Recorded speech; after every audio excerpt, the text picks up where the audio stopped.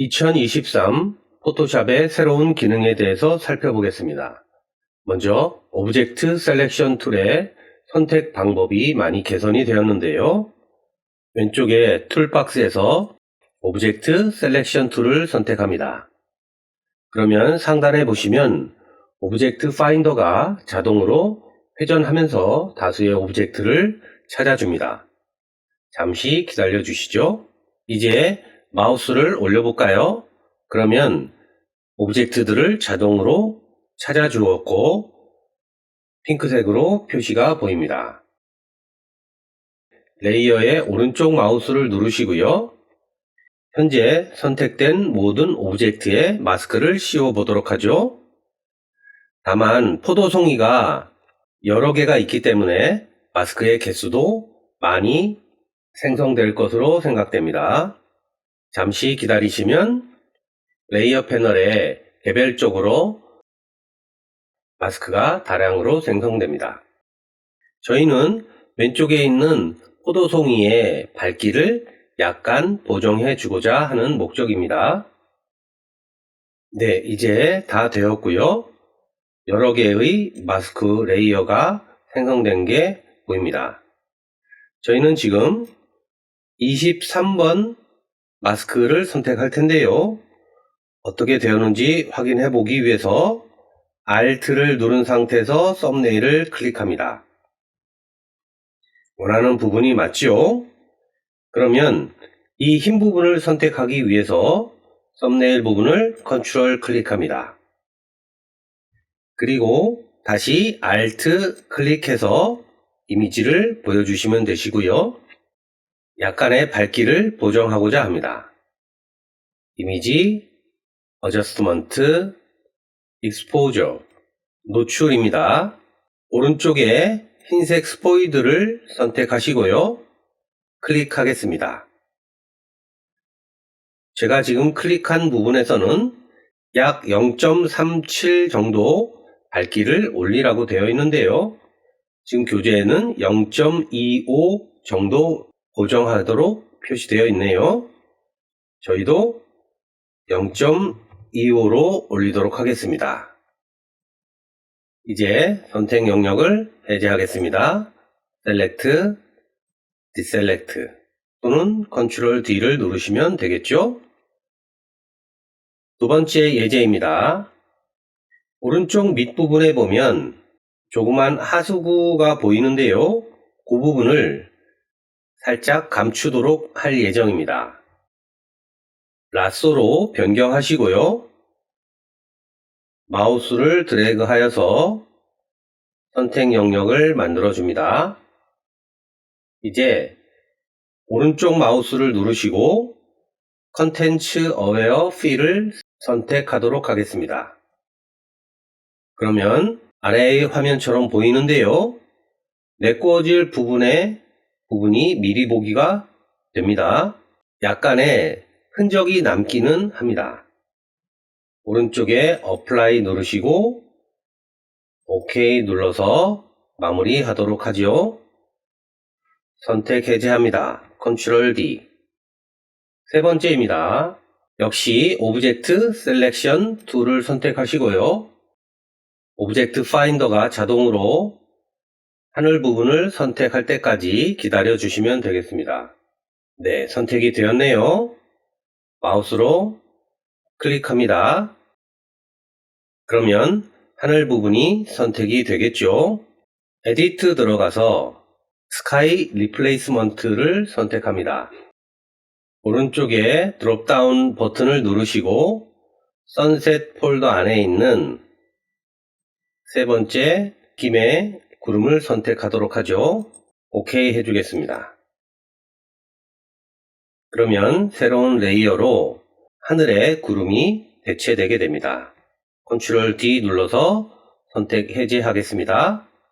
확인해 보고 싶으시면 레이어 패널에 썸네일 앞에 있는 눈 아이콘을 Alt를 누르면서 클릭해 보시면 됩니다.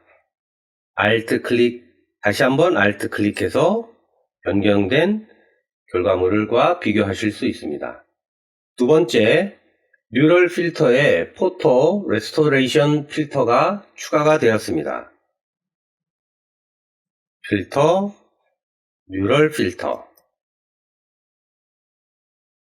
밑으로 스크롤바를 쭉 내리시면 베타 버전의 포토 레스토레이션이 보이고요. 스크래치를 약간 더 제거해 주도록 하죠. 잠시 기다리시면 스크래치 부분이 손쉽게 복구가 됩니다. 컴퓨터의 사양에 따라서 다소 시간이 걸리는 경우도 있습니다. 네, 마무리가 되었네요. OK 눌러서 확인토록 하겠습니다. 훼손되었던 이미지가 손쉽게 복구되는 것을 알 수 있습니다. 이번엔 강력한 AI 도구를 사용하여서 복잡한 선택을 신속하게 처리할 수 있는 필터에 대해서 알아보도록 하죠. 필터, 카메라 로 필터. 작성하는 시점에 카메라 로 필터는 버전 15가 되겠습니다. 오른쪽 세 번째 마스킹 버튼을 누르시고요. 서브젝트를 선택하겠습니다. 그러면 가운데 있는 오브젝트를 손쉽게 선택하실 수 있고요. 일부 잘못 선택이 된 부분을 지우고 싶다면 서브스트랙트로, 저는 브러쉬로 칠해서 그 부분을 빼고 싶습니다. 브러쉬를 선택하시고요. 마우스 휠을 위아래로 조정하셔서 크기를 변경하실 수 있고요. 화면을 먼저 크게 해놓죠. 그리고 나서 불필요한 부분을 마우스로 드래그 하셔서 지우실 수 있습니다. 여러 차례 마우스로 문질러 주시면 되겠습니다. 화면을 다시 전체가 보이도록 하겠습니다. 이제 오른쪽에 노출을 조금 밝게 조정해 주고요. 콘트라스트도 약간 강하게 해주겠습니다. 그리고 좀 더 밑에 내리시면 채도도 조금 올려주도록 하겠습니다. 여러분들이 각자 보시기에 원하는 색상으로 변경해 주시면 되겠죠. 다 되셨으면 OK 하겠습니다. 다소 화면이 밝아졌기 때문에 로봇의 모습이 좀 더 선명하게 보입니다. 문서를 공유하여서 공동 작업할 수 있도록 다른 사람을 초대할 수도 있습니다. 오른쪽에 쉐어 버튼을 누르시고 편집을 같이 할 사람을 찾을 수 있습니다. Invite to Edit를 클릭하십니다. 그러면 Continue라고 나오죠. 먼저 클라우드에 저장하겠느냐는 창이 뜨게 되고요. 저장을 하도록 하죠. 왼쪽 위에 보시면 TSDC라고 보이는데요. 포토샵 더큐멘트 클라우드라는 문서입니다. 여기에 다른 사람을 검색하여 찾으신 후에 공동 작업을 하실 수 있습니다. 매터리얼 패널을 활용하여서 입체감이 있는 표면을 만들어 보도록 하겠습니다. 윈도우 창에서 매터리얼을 꺼내도록 하죠. 매터리얼 패널에서 스크롤바를 조금 내리다 보면 크로스 스티치라는 매터리얼이 있습니다. 클릭하도록 하죠. 그러면 오른쪽처럼 레이어가 생성이 됩니다. 왼쪽에 매터리얼 프로퍼티에서 스크롤바를 밑으로 좀 내리시고요. 리피트 유니폼리를 체크해서 크기를 조정하실 수 있습니다. 지금 현재는 1로 되어 있는데요. 크기를 좀 낮춰보도록 하겠습니다. 숫자가 적어질수록 매터리얼이 좀 더 크게 보이네요. 저희는 77 정도로 하도록 하겠습니다. 레이어 패널에서 블렌드 모드를 칼라 다지로 변경하도록 하겠습니다. 매터리얼 패널의 라이팅에서 노출 값을 약간 조정해 주고 싶은데요. 익스포저 마이너스 1.5 정도로 해서 살짝 어둡게 조정해 보도록 하죠. 여섯 번째, 실린더 기능이 와프에 추가가 되었습니다.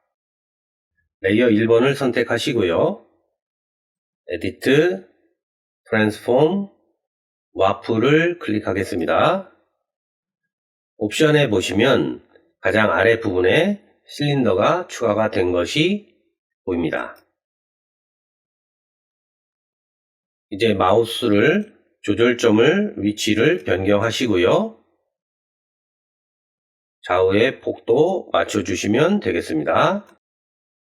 그리고 글자가 M하고 K가 조금 더 휘어지게 하고 싶으시면 가운데 있는 사각형을 이렇게 보내주시면 되겠습니다. 다 되셨으면 마무리를 하도록 하죠. 지금부터는 일러스트레이터의 새로운 기능에 대해서 살펴보도록 하겠습니다. 인터트와인이라고 하는 메뉴가 생겼는데요. 모양이나 텍스트에 얽히고 겹친 교차 부분을 앞뒤로 보내는 기능입니다. 먼저 글씨를 하나 타이핑해 주시고요. 그 위에 별을 하나 그렸습니다. 이제 전체 선택하신 후에 오브젝트, 인터트와인, 메이크 누르겠습니다. 라쏘 툴처럼 바뀌었는데요. 알파벳 E 부분을 마우스로 드래그 해보면 뒤로 가는 게 보이시죠? 오른쪽 부분도 뒤로 보내도록 하겠습니다. 만약에 다시 앞으로 보내고 싶으시면 Shift를 누른 채 드래그 하시면 되겠습니다.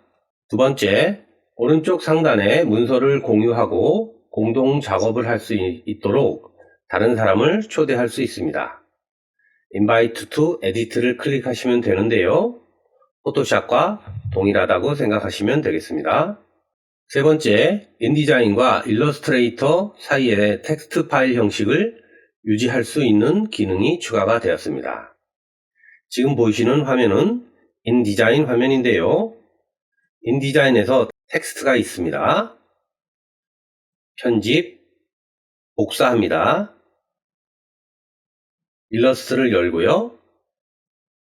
붙이기 하면 일러스트에서 인디자인과 일러스트가 호환이 되기 때문에 원하는 변경을 해주실 수 있습니다.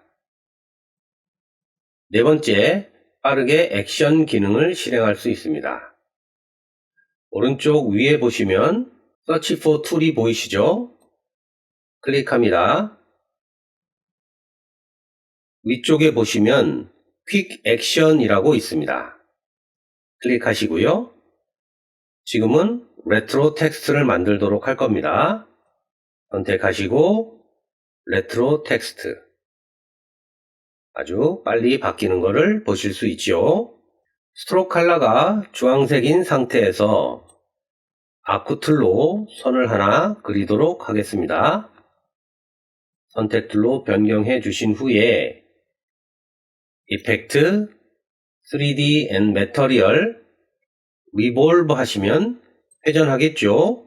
이제 다 완성이 되었다고 생각하고요. 밑으로 내리셔서 Export 3D 오브젝트를 클릭하십니다.